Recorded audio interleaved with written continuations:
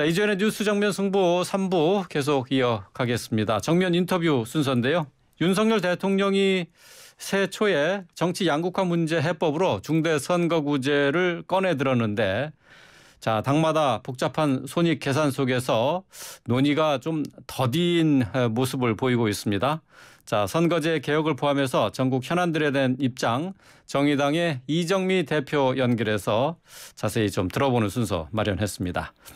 이정미 대표님 안녕하세요. 네, 안녕하십니까. 예, 자, 청와대 영빈관에서 신년 인사회가 열리는데 여기에 참석하셨잖아요. 네네. 예, 야당 대표로는 처음으로 윤석열 대통령과 만나셨는데, 자, 이 자리에서 직접 준비한 편지 그리고 책을 전달하셨어요. 혹시 윤 대통령으로부터 답장은 받으셨는지요? 네, 뭐 아직까지 답장이 안 온 예. 상태인데요. 예.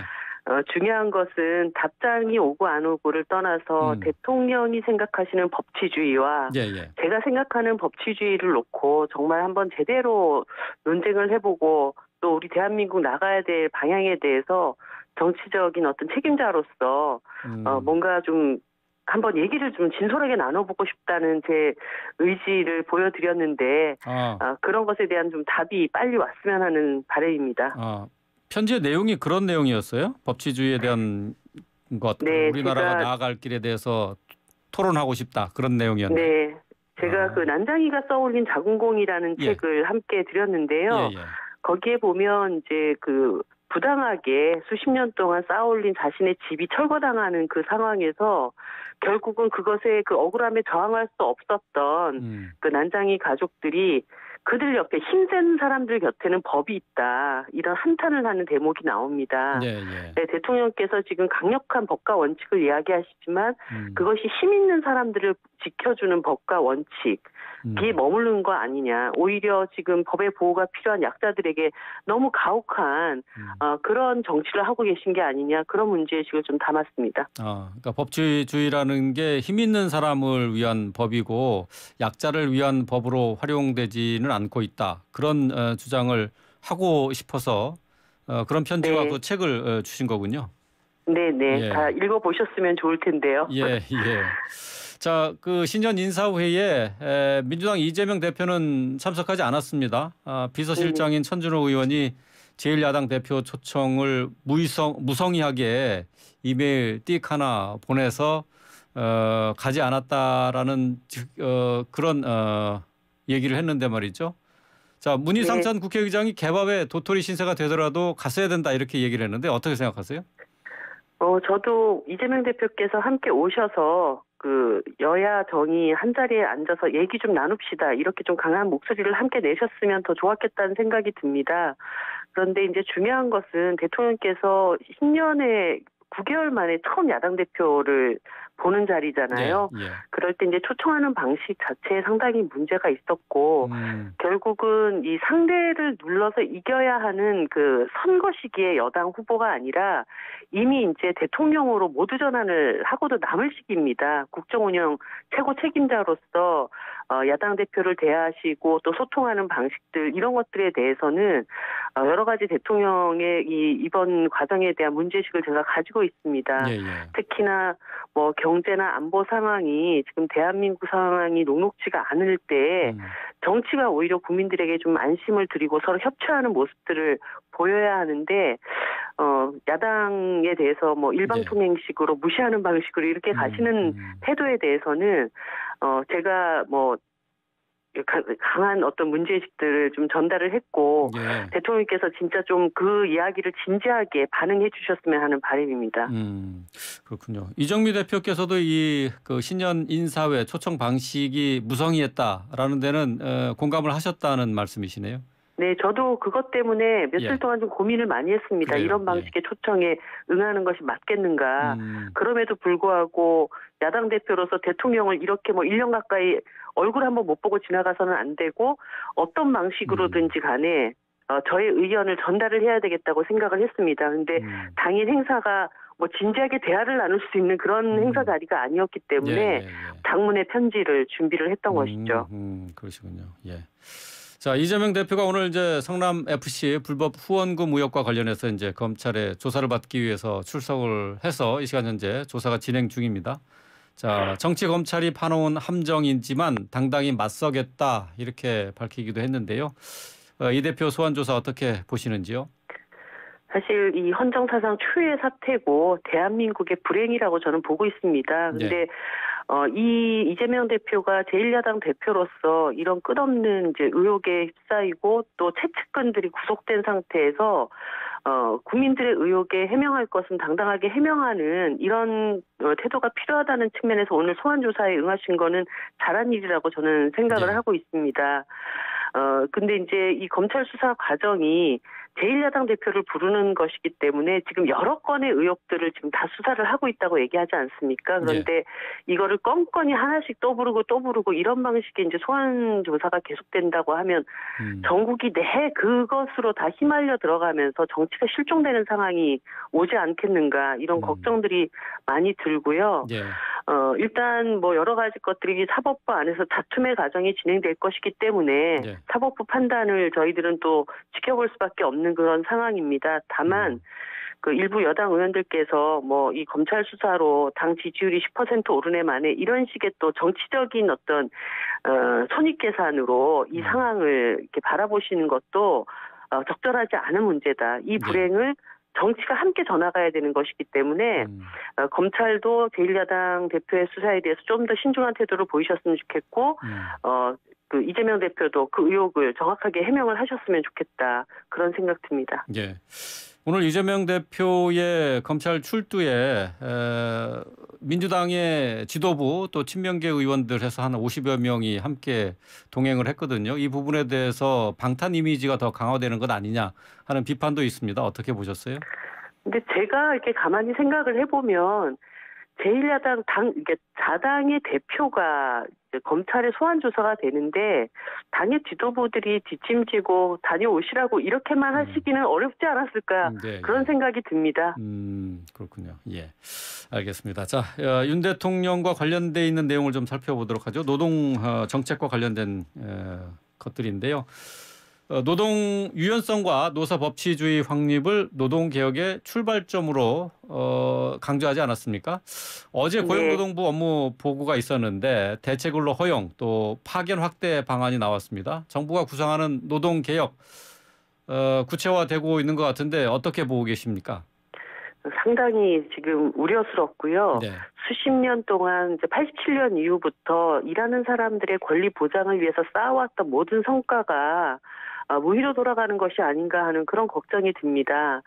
법치주의, 노사법치주의라는 것은 노동자들의 권리 보장 위에 또 의무도 얘기를 하는 것인데 그런 기존의 권리를 다 부정하면서 사회적 갈등을 상당히 증폭시킬 것이다라고 하는 우려가 있고요. 그리고 이 노동조합을 기득권 세력으로 몰아가면서 노조에 대한 강한 어떤 혐오의식 같은 것 윤석열 대통령 국정 철학에 깔려 있는 것이 아닌가 하는 생각이 듭니다.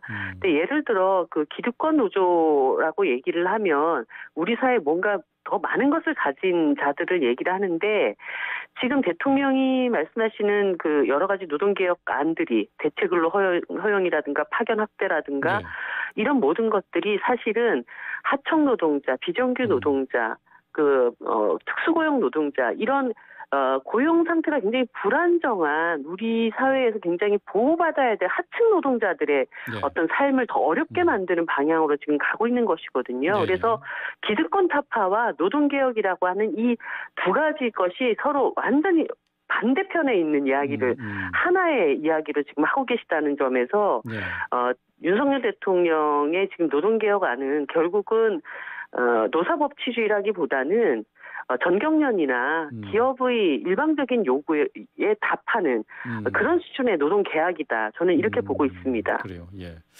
근데 사실 이제 노동시장의 문제는 노동시장의 이중 구조가 지금 점점 고착화되고 또 이게 그 차이가 현격하게 벌어지는 데 있는 것 아니겠습니까? 이제 이런 것을 해결하기 위해서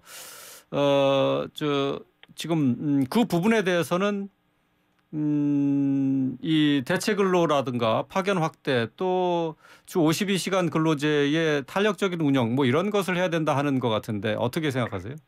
이 노동시장 이중구조를 해결할 수 있는 가장 빠른 길은 산별 교섭을 이뤄내는 것입니다. 같은 산업에서 일하는 노동자들이 누구는 고액임금을 받고 누구는 그냥 최저임금에 시달리는 이런 상태를 극복하기 위해서는 노동조합도 기업별 노조의 틀을 뛰어넘어서 산별 네. 노조로 전환할 수 있는 제도가 마련이 돼야 되고 기업주도 산별 교섭을 해 나가면서 이 임금 격차를 해소해 나갈 수 있는 그런 방안들을 마련을 해야 되는 것이거든요. 예.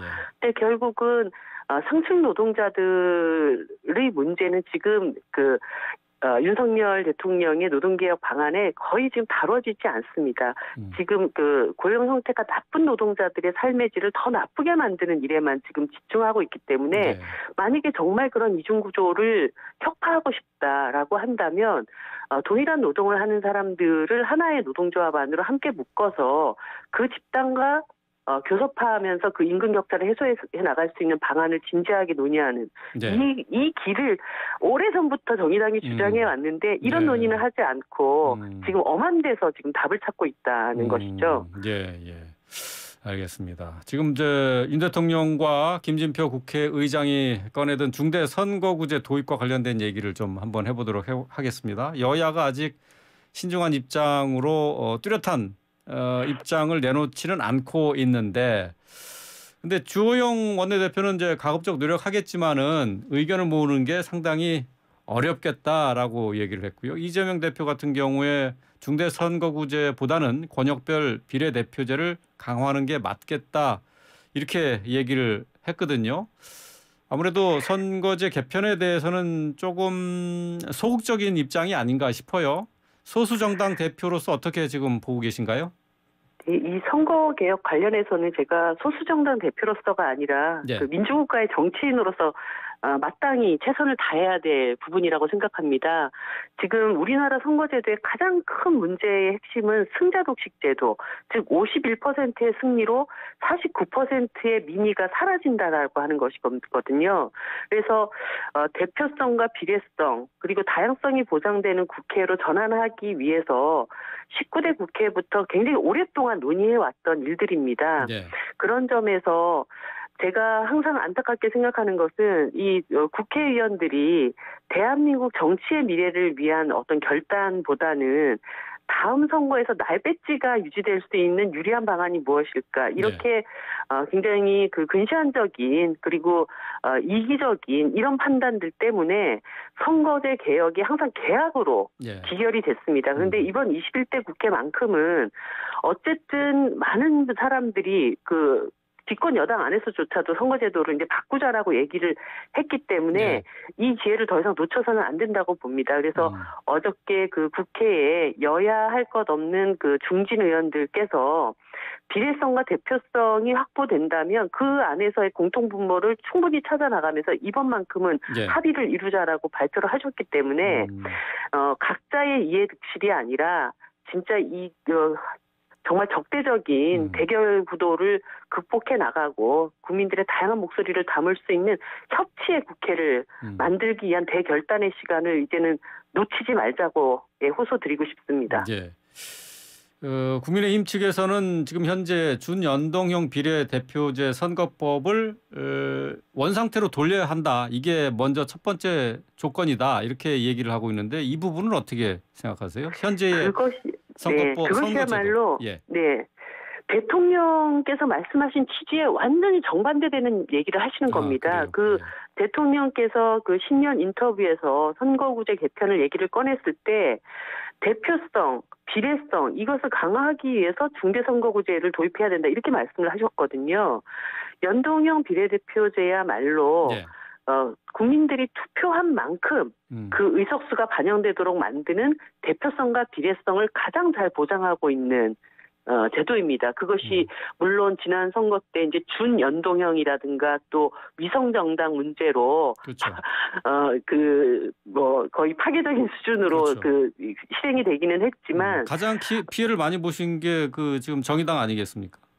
네, 뭐 정의당이라고도 할 수 있지만 선거제도를 통해서 국회가 바뀌기를 원했던 국민들이 가장 큰 피해를 받았다고 봐야죠. 그때 만들어졌던 위성정당 지금 다 어디 있습니까? 결국은 기존 정당으로 다 흡수되어 버렸고 국민들의 민의라고 하는 것은 똑같이 상실돼 버린 상태가 됐기 때문에 네. 그래서 국민의힘에서 지금 연동형 자체를 없애야 된다는 것은 대통령의 뜻, 예. 지리성과 대표성을 강화하자라고 하는 그 뜻에 완전히 반대를 하고 있는 그런 취지로 저는 봐야 된다 이렇게 생각합니다. 예, 알겠습니다. 오늘 말씀 여기까지 듣겠습니다. 고맙습니다. 네, 감사합니다. 네, 정의당의 이정미 대표.